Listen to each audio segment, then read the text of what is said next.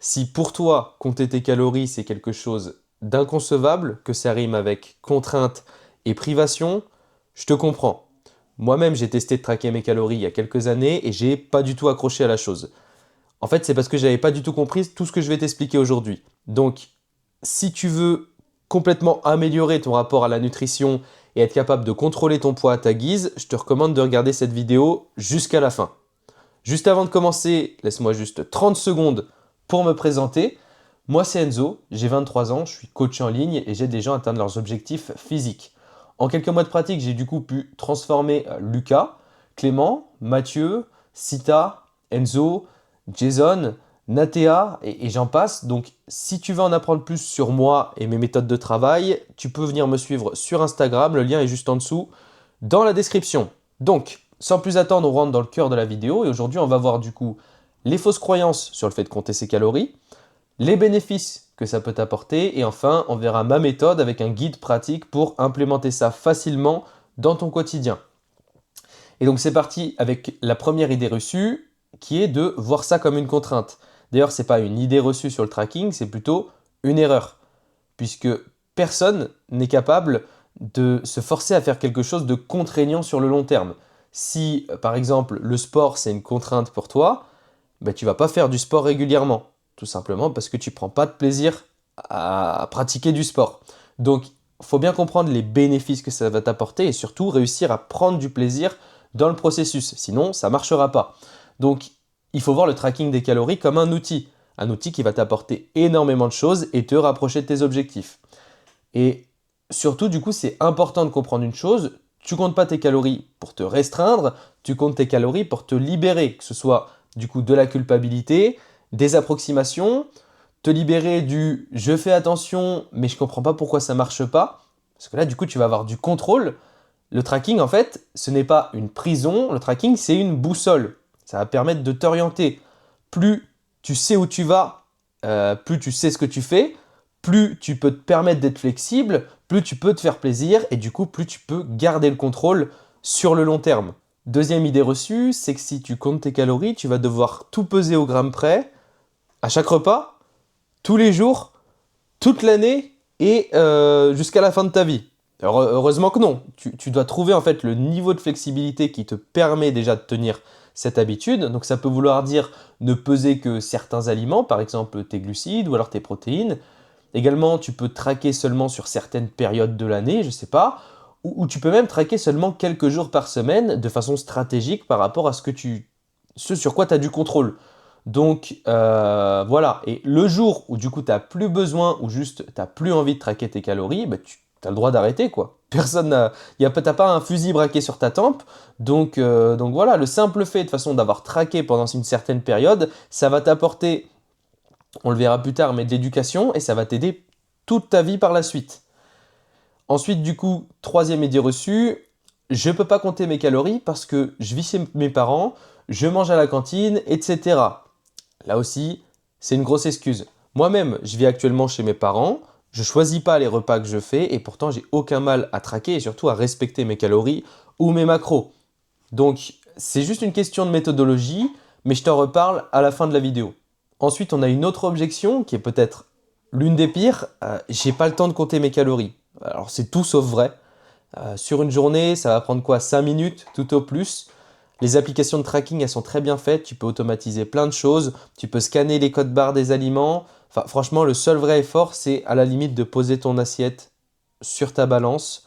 Ça prend une seconde par repas. Bon, allez, fois 3 ou 4 selon le nombre de repas que tu fais dans ta journée. C'est clairement pas une excuse, le manque de temps. Et dernière idée reçue, compter ses calories, ça crée des TCA. Alors, les chiffres sont clairs, le fait de compter ses calories, ça ne crée pas plus de troubles du comportement alimentaire que le fait de ne pas compter ses calories. Si tu fais les choses correctement, pour les bonnes raisons, que c'est pas obsessionnel, que t'es pas déjà sujet à ce genre de troubles, il n'y a aucune raison de développer des TCA. Et paradoxalement, pour certaines personnes qui en souffrent déjà, le tracking, ça peut même être un outil parfois pour aider à la guérison.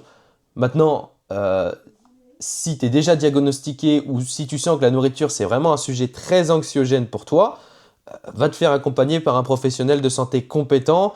Tu n'es pas au bon endroit sur cette vidéo. Et maintenant que j'ai contré du coup 99% de tes objections, on va voir qu'est-ce que tu gagnes concrètement à compter tes calories. Donc, premier avantage et pas des moindres, tu peux contrôler ton poids à ta guise, que ce soit à la hausse ou à la baisse. Donc, par exemple, si tu veux perdre ou prendre X kilos en X temps, ok, bah, il suffit que tu manges environ X calories pour y arriver. Et c'est pas plus compliqué que ça. Donc, quand tu atteins cette maîtrise de ton corps, en fait, tu n'as plus jamais envie de perdre ce niveau de contrôle. Deuxième avantage, tu ne culpabiliseras plus jamais de manger une pizza, un burger, un cookie ou n'importe quoi d'autre parce que tu vas comprendre que tu peux littéralement manger n'importe quel aliment tant que ça rentre dans tes calories et tes macros. Et que de toute façon, tout est une question d'équilibre. Qu'un aliment sain ou un aliment malsain, ça ne veut absolument rien dire. Il n'y a que des diètes saines et des diètes malsaines. Troisième avantage, tu vas pouvoir te faire plaisir plus souvent parce que tu sais exactement où sont tes limites au-delà desquelles tu vas passer du coup en surplus calorique. Et autre bénéfice très important, du coup tu vas réguler ton apport calorique quotidien et potentiellement tu vas manger un peu plus quand tu aurais naturellement mangé trop peu et du coup ça va t'éviter des phénomènes de craquage, des choses compensatoires et compulsives et du coup ça va réguler ta faim, ça va te permettre du coup d'optimiser ton maintien calorique et dans la finalité du coup de manger plus qu'avant, donc plus de calories, sans prendre du poids. Et dernier avantage, sans doute le plus important, c'est que tu vas t'éduquer sur la nutrition. Si tu es devant cette vidéo, c'est que tu es un sportif, donc tu dois t'alimenter comme un sportif, pas comme un sédentaire. Donc tu dois savoir apporter assez d'énergie à ton corps, donc bien répartir cette énergie entre glucides, protéines et lipides. Tu dois pouvoir également optimiser ta digestion. Et si tu ne récoltes pas de données, si tu ne traques pas ta nutrition, ben c'est extrêmement compliqué de faire ça, voire pas faisable, du moins si tu n'as pas les connaissances. Donc, traquer tes calories, ça va te permettre de mieux connaître ton corps, ses besoins et du coup de mieux t'alimenter. Et le jour où tu arrêtes de traquer tes calories, tout ce que tu auras appris, ça te servira par la suite pour continuer de bien t'alimenter. Donc voilà. Et si du coup, maintenant on résume tous les bénéfices que je t'ai cités, on va avoir le fait que tu gagnes des connaissances, que tu peux te faire plaisir plus souvent, que tu vas plus manger, que tu vas moins culpabiliser, que tu vas moins souvent craquer sur la nourriture, et le tout sans prendre du poids, si c'est ton objectif. Si ton objectif est de prendre du poids, justement, tu peux faire tout ça en prenant du poids, évidemment. Bref, maintenant tu te dis sûrement, ok, ça vend du rêve, mais concrètement, comment est-ce que je m'y prends? Potentiellement, peut-être que tu as déjà essayé de compter tes calories par le passé même, et que ça a été un échec pour toi. Donc qu'est-ce qui change là? Ça tombe bien, on arrive dans la partie méthodologie de cette vidéo. Donc je vais te présenter la méthode que j'utilise et qui, selon moi, a le meilleur ratio entre effort et résultat. Cette méthode, on peut la qualifier de If It Fit sur macro. Du coup, en tout cas, c'est un dérivé de cette méthode-là. Et pour appliquer ça, déjà, tu vas avoir besoin de deux outils. Dans un premier temps, une balance de cuisine pour peser ce que tu manges. Si tu n'en as pas, tu en achètes une, ça coûte 10 balles. Tu peux même en trouver un moins cher si tu commandes sur Internet. Et deuxièmement, tu vas avoir besoin d'une application de tracking. Donc ça, c'est gratuit. Si tu n'es pas familier à ça, c'est une application qui va te permettre de renseigner ce que tu manges et du coup de compter tes calories et tes macronutriments à ta place. On est en 2026. Évidemment, tu ne vas pas faire les calculs à la main. La stratégie, du coup, ça va être de faire les choses très progressivement, pas à pas, étape par étape. Et la première étape, ça va être de compter ce que tu manges, mais sans rien changer à ton alimentation. Tu peux commencer par un jour sur deux, ou directement tous les jours si tu le sens de le faire. Et le but, en fait, ça va être juste de prendre le réflexe d'utiliser ta balance, ton application de tracking, et du coup de te familiariser avec tout ça, avec l'application, comment est-ce qu'elle fonctionne, mais sans changer ton alimentation, donc sans déjà implémenter d'autres aliments, remplacer, calculer les quantités, on s'en fiche. Tu fais tout comme d'habitude, mais juste tu comptes ce que tu manges.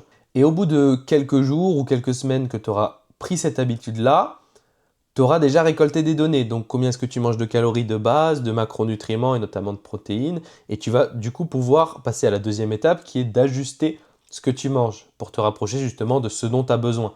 Donc la base absolue pour rester très progressif, c'est les calories et les protéines. Donc pour savoir de combien de calories tu as besoin, tu peux taper calculateur de maintenance calorique sur Internet. Tu prends n'importe quel des premiers liens, en général ça fonctionne bien, ils te donneront tous à peu près le même résultat. Tu renseignes ce qu'on te demande et ça va te sortir un total calorique qui te permet du coup de maintenir ton poids en théorie.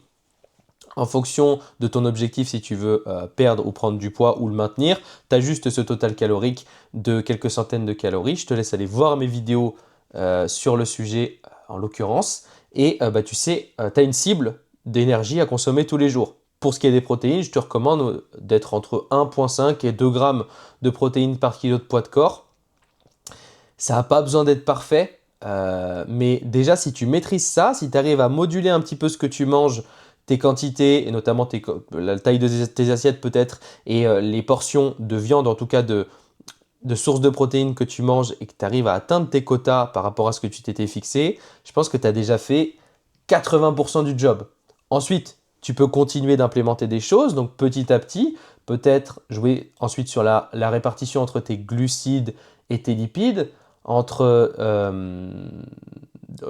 avoir suffisamment de fibres, pardon. Tu peux t'intéresser au sel, peut-être que tu vas constater que tu manges trop de sel en traquant, et tu vas te dire ok, je vais réduire ça pour être en meilleure santé, etc. Le but, c'est pas d'optimiser tout ça forcément, c'est de faire ce dont tu as réellement besoin pour tes objectifs, et c'est pas obligé d'aller jusque-là. L'important, c'est que tu t'arrêtes en fait quand le niveau d'investissement que ça te demande est supérieur à ce que tu as envie d'investir. Donc voilà, il faut juste que tu trouves l'équilibre qui te permette de tenir ça sur la longueur et d'avoir des résultats. Et la clé, ne l'oublie pas, c'est la progressivité comme toujours. Maintenant, du coup, je vais te donner quelques conseils importants. Le premier, c'est si tu dépasses ton total calorique que tu t'étais imposé, déjà, c'est pas grave. C'est pas une compétition, tu prépares rien d'important. L'important, du coup, c'est la moyenne sur un laps de temps plus long. C'est pas parce que tu manges 1000 calories en trop que tu vas prendre 1 kilo. Ça fonctionne pas comme ça. Tu peux à la limite, si tu le souhaites, lisser ça sur les jours suivants en mangeant un peu moins, en faisant quelques mathématiques, en calculant ta moyenne. Mais encore une fois, ce n'est pas quelque chose d'obligatoire. Et surtout, il ne faut surtout pas que ça vire à l'obsession. Parce que ça, c'est le genre de truc qui peut créer des TCA, justement. Donc voilà, c'est un outil, ça ne doit pas être une obsession. Deuxième conseil, c'est celui de ne pas peser tout inutilement. S'il y a des aliments que tu manges quotidiennement, tu connais déjà les portions habituelles et combien elles pèsent. Donc si tu manges le même aliment tous les matins, que tu as déjà pris l'habitude de le peser une dizaine de fois, tu sais ce que la quantité représente. Tu es potentiellement selon ton objectif, au gramme près. Donc tu te sers ce que tu as l'habitude, tu sais ok ça fait 100 grammes et s'il y a 10 grammes de plus, 10 grammes de moins, c'est pas la fin du monde. Donc tu peux notamment être un peu plus flexible sur certains types d'aliments qui sont moins caloriques, par exemple les fruits. On sait qu'en général, une banane, ça va plus ou moins être 100 grammes. Tu l'adaptes en fonction de la taille. Une orange, ça va plus être 150 grammes. Un kiwi, c'est peut-être autour de 70. Et tu n'es pas obligé de peser et de t'embêter avec ça. Si ça fait 10 grammes de plus, 10 grammes de moins, bon, tu n'es pas à 10 calories près. L'idée, c'est juste d'avoir un regard extérieur. Et ce niveau de rigueur, tu n'en as sans doute pas besoin. Autre conseil, tu as certains aliments qui sont déjà portionnés. Donc, sur l'emballage, il y a marqué le poids, enfin la masse de la portion, pas la peine de peser. D'ailleurs, tu peux scanner le code barre de tes aliments souvent avec les applications de tracking et ça rentre automatiquement la portion. Tu n'as plus besoin de chercher dans le moteur de recherche, donc ça va très vite. Et ce qu'il faut que tu comprennes, c'est que petit à petit, tu retiens bien les choses, tu retiens les grammages et au bout d'un certain temps, ta balance, elle va de moins en moins te servir. Autre conseil, si maintenant tu peux pas peser ce que tu manges et que c'est occasionnel, donc par exemple tu vas au restaurant et tu veux pas emmener ta balance, t'es pas matrixé à ce point-là, c'est pas grave, ça va rien changer puisque c'est occasionnel. Si c'est plus fréquent, par exemple tu manges à la cantine et tu as peur du regard des autres au point de pas vouloir emmener ta balance, tu peux traquer à l'intuitif. Donc il suffit d'estimer les portions et de les renseigner dans ton application de tracking, ça demande un peu plus d'expérience pour savoir que X aliments, X portions, ok, ça va peser tant de grammes, mais ça restera toujours mieux que rien, même si c'est pas forcément précis. Je te recommande du coup, quand tu fais ça, de surestimer tes portions quand tu les estimes, pour pas avoir de mauvaises surprises par la suite. Après, il faut bien comprendre que si les gens avec qui tu manges te jugent parce que tu essaies justement d'avoir une alimentation plus saine et qui t'aide à atteindre tes objectifs physiques, bon, c'est pas à toi de te remettre en question, c'est à eux. Mais ça me regarde pas. En tout cas, essaie de pas calculer le regard des gens de manière générale, ça va beaucoup t'aider dans la vie, je t'assure.